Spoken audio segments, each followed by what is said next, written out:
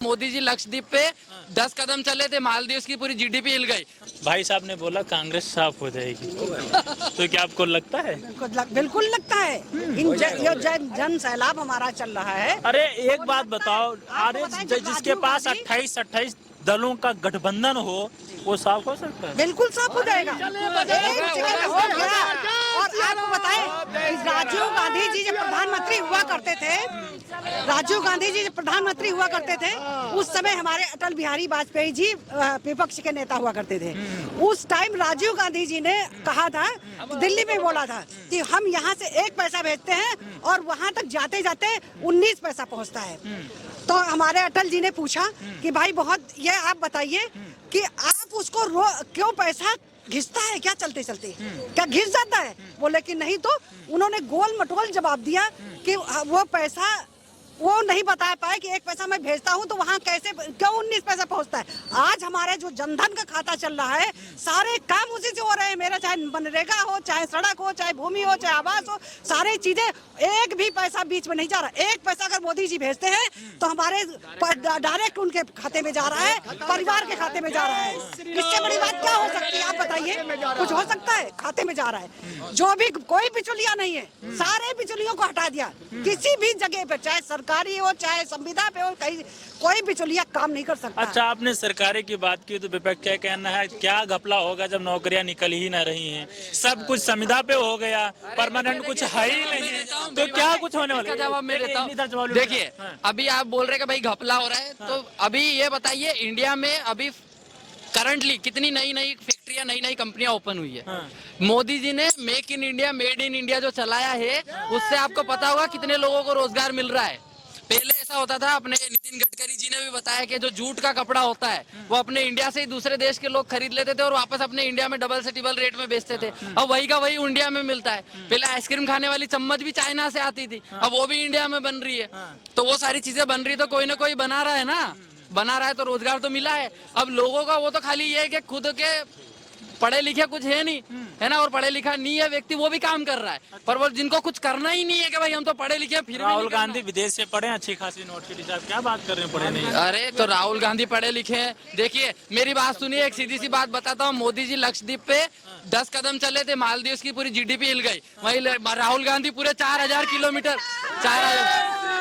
4000 kilometre की पूरी भारत यात्रा कर ली, उनसे एक सीट नहीं जीती गई यार। नहीं, वो तो भारत जोड़ने की बात करें, टूटा तो यार जिनके बाप दादा भारत तोड़ गए, वो जोड़ने की बात करेंगे, उससे होगा क्या? क्योंकि मालूम है खून का असर तो दिखेगा ही सही ना, है। जिनने भारत तोड़ दिया, अब उनका बेटा, उनका पोता आके बोल रहा है कि भाई हम भारत जोड़ेंगे। ये बड़ा अच्छा है यार। मतलब ये तो लोगों को इनडायरेक्टली पागल बनाने का काम कर रहे हैं। पहले भी बनाते थे और अभी ये समझ रहे, अभी भी बना रहे। अभी सब लोग पढ़े लिखे हैं। जो अमीर है अमीर बनता जा रहा है, गरीब गरीब बनता जाता है, महंगाई चरम सीमा पर, पेट्रोल डीजल इतना महंगा है, सिलेंडर इतना महंगा है। सबसे पहले तो कांग्रेस के जमाने में हमारा सिलेंडर कितने का था? 1200-1300 का था। आज कितना है?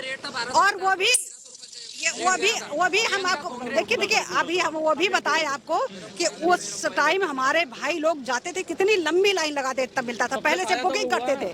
आज हमारे मोदी जी घर घर सिलेंडर भिजवा रहे हैं, ये बड़ी बात है। और दूसरी चीज, हर गांव में हमारे 2 लाख दीदियां, जो 2 लाख वाली दीदियां बनाई हैं, लखपति दीदी, वो हर गांव में हमारे वो जो भी वो लग रहा उद्योग, कुटीर उद्योग और स्वयं सहायता समूह जो है, सारे गांव में एक एक उद्योग लगेगा। हमारी बहनें, हमारे भाई, कोई भी बेरोजगार नहीं रहेगा। जब उस हमारे गांव में लगेगा ना, तो हमारे 10 भाई लगेंगे, 10 बहनें लगेंगी वहाँ पे, तो कौन बेरोजगार रहेगा बताइए? कहाँ से गरीबी आ गई, कहाँ से अब वो हो गया आगे जो है हमारा नहीं, वो जा रहा है बेरोजगार, हमारे बच्चे जा रहे हैं। कहाँ से हो रहा है बताइए आप हमें? कहाँ से? मैं बॉम्बे से हूँ। हाँ, मैं यजमान हूँ। 1008 यज्ञ कुंड है, तो हम लोग वहाँ बैठे हैं। अच्छा, पूजा में। हाँ। अभी अयोध्या आपका पहली बार आना हुआ, इससे पहले? मैं दूसरी बार हूँ। पहली बार आई थी तो रामलला जी वहाँ टेंट में विराजमान थे, पर अभी आज आ रही हूँ इतने सालों के बाद, और इतना भव्य दिव्य उनका दरबार सज रहा है, महल सज रहा है। और 22 को जब उनकी प्राण प्रतिष्ठा होगी तो मुझे बहुत खुशी है। और दूसरा मुझे ये है कि जो मोदी जी है हमारे लीडर बहुत पावरफुल है। हमारा भारत देश खेती प्रधान देश है, पूरा फोकस उनका वहाँ पे ही है, क्योंकि अनाज पकेगा तो ही लोग खा पाएंगे, तो जिंदा रह पाएंगे। तो मोदी जी का पूरा फोकस एग्रीकल्चर पे है, प्लस दुनिया आगे बढ़ रही है, तो उसके वजह से वो थोड़ा उनका उस पे भी फोकस है कि दुनिया आगे बढ़े टेक्नोलॉजी में सब।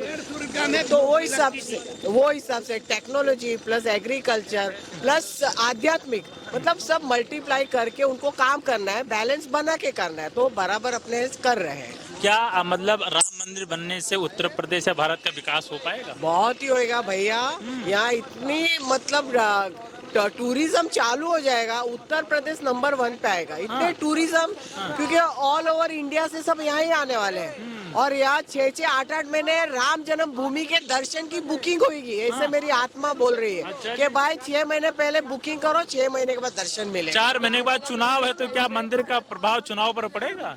देखिए ये आध्यात्मिक ये भगवान का है, धर्म का है, तो ये अलग है, चुनाव अलग है। अच्छा, बात आपकी सही है, लेकिन विपक्ष का ये कहना है कि मोदी को चुनाव जीतने के लिए मंदिर बनवाया उन्होंने। नहीं, ये मोदी अकेले क्या है, ये हिंदू राज्य है, ये हिंदुस्तान है। तो इससे पहले क्यों नहीं बन गया?